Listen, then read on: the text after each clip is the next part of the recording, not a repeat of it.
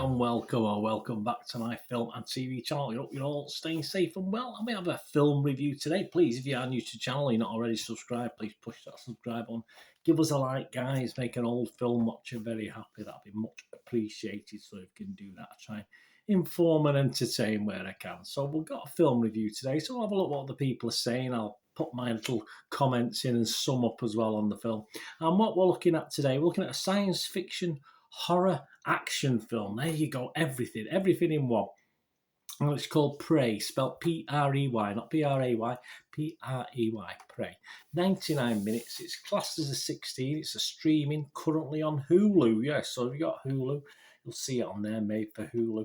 16 rating, based, of course, on the Predator franchise, watched and rated by me on the 10th of August 2022. So all these scores was at that date. What are the public thinking? Very positive, guys, very positive. Rotten Tomato audience, 4 out of 5. So what, 8 out of 10.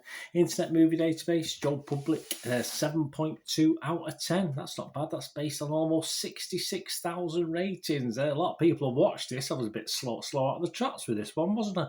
52,888.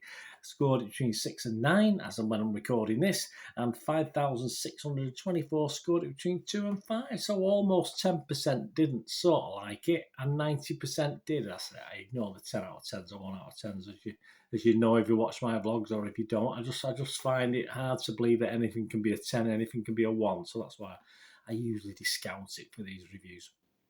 The 5th instalment in the series, and is a prequel to the first 4 films, being set in the northern Great Plains of the United States in 1719. Yes, are we going to get some back to 1060? Why not 1066? Why not go back to Norman times in Britain? That'd be good fun. Knights, about knights fighting. The options are endless, aren't they? Really, with this. So if you like what you see with this one, of course, the film is directed by Dan Trachtenberg, written by Patrick Asen, and it stars, yes, the well-played, the warrior native Indian, Amber Mid-Thunder.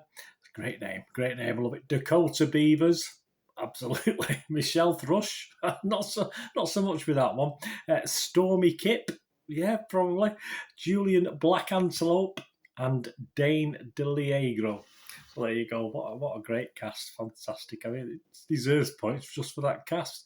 And the storyline revolves around Naru, played by Amber Mid-Thunder, a skilled Comanche warrior, protecting her tribe. Well, she's not really. She's trying to be a Comanche warrior. She's a lady, so obviously she's a girl, so she's not treated the same as the boys. So that's the whole point.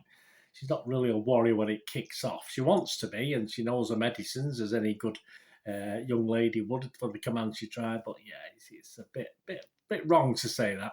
Protecting her tribe from a highly evolved alien. That's what she does. We don't really know much about it. I'm not really aware of what she's doing. That hunts humans for sports. Yes, we all know Predator.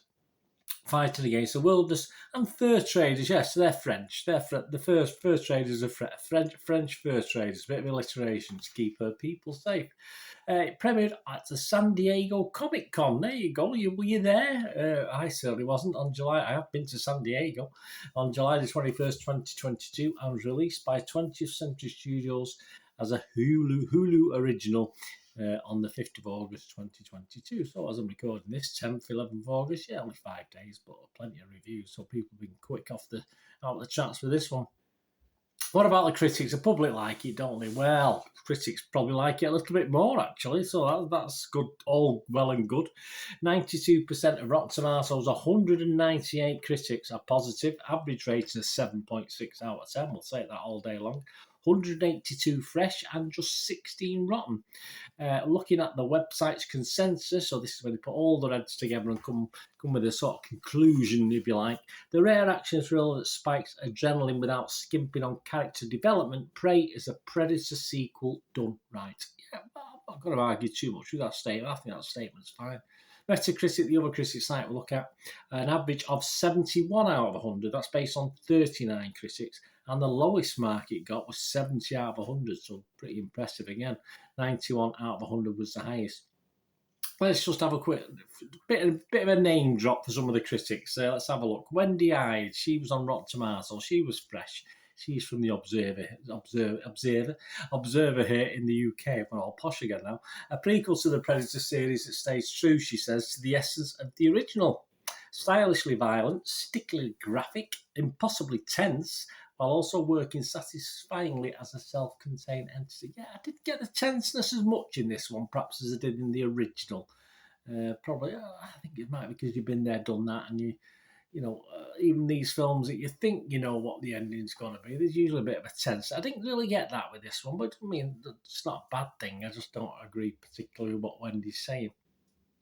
And of course, knowledge of the originals not especially needed. You can put two and two together and work out what this guy is. Or you might want to know why he's there and what he's doing, but you can work that out. If you've been on a desert island for the last 25, 30 years, however long it goes back, it's just back to basics for me, and in this case, it's fine.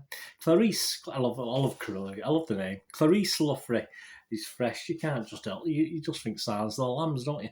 Clarice Luffrey is fresh from the Independent here in the UK. She said its thrills aren't solely reliant on what's already familiar to audiences. It isn't powered by nostalgia, an exceedingly rare thing to see in mainstream cinema these days. Okay, I wouldn't totally agree, but okay, Clarice has got an opinion. Rotten were very hard to find. There's only 16, wasn't there? But we found one from a reputable. There's some from people I've never heard of. So I always look for try and find something that I've heard of. So the New York Times will do. It's not British, but that'll do.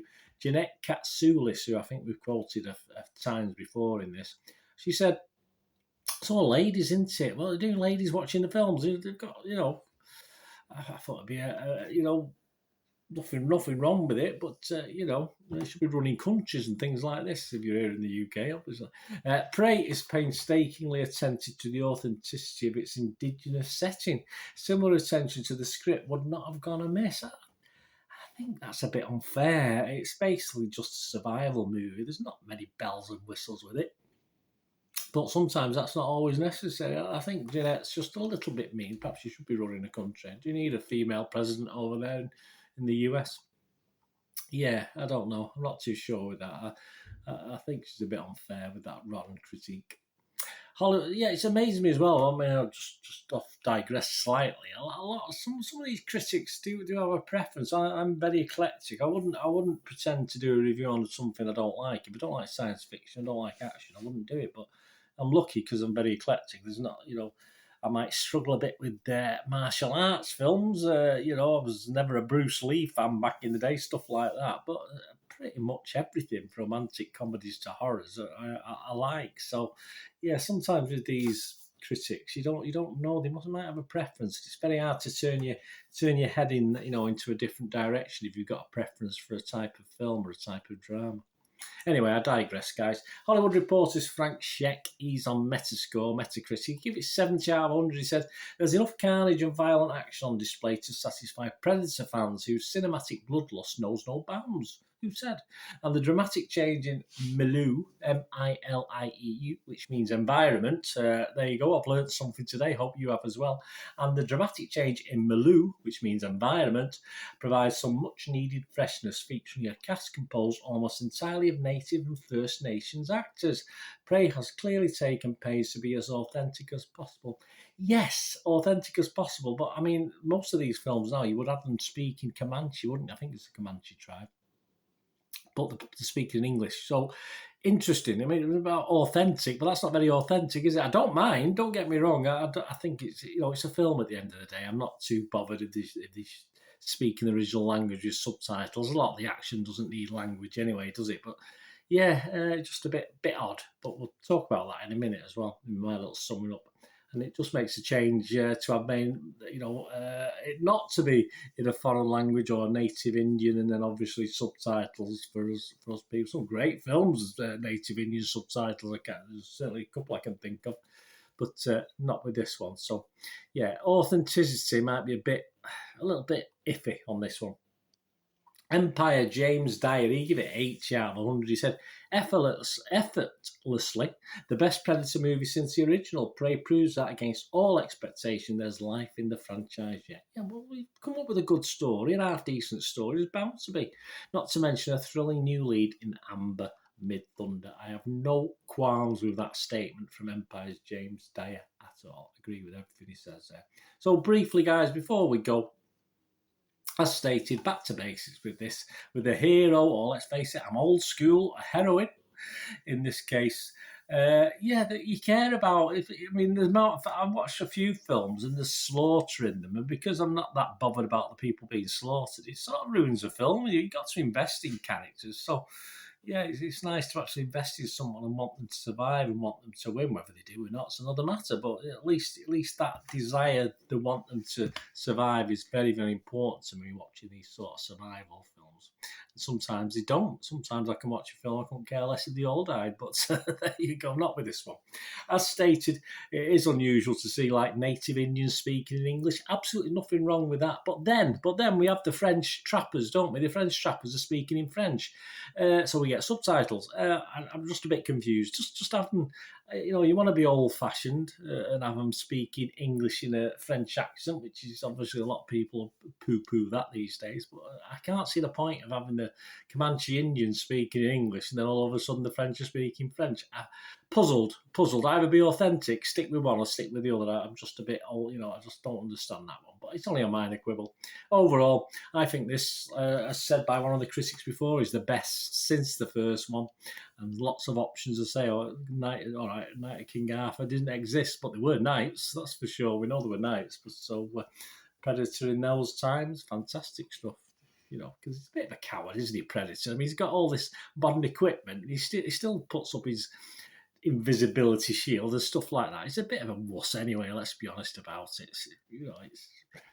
I always want him to get beat because he's a bit of a shitbag, isn't he, guys? Let's be honest about it. So, with all his technology and his weapons, he pretends he tries to even the playing fields, but he doesn't really. He's a bit of a wuss, isn't he? Let's be honest about it.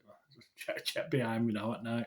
So there you go. So I'm going to give it a 6.5 out of 10. The only other minor quibble, even though it's only 99 minutes, guys, with probably 5 or 6 minutes credits, it did into the last half hour. It did just wear a little thin for me, in all fairness. Around the French trapper bit was okay. It was interesting, but it wasn't quite developed perhaps as much as it could have been. I just thought it was a bit weak, that element of it. So for me, 10 or 15 minutes, perhaps too long, but overall, a good watch, and I'm going to give it 6, as I said, 6.5 out of 10 from me, which I say is certainly a lot more than perhaps the last couple of Predator films have been given. Anyway, hope you enjoy it. Please let me know what you think. A bit longer this one. It's a big film, why not? So let me know what you think, guys. Anyway, until we meet again, please stay safe, everyone. Bye for now.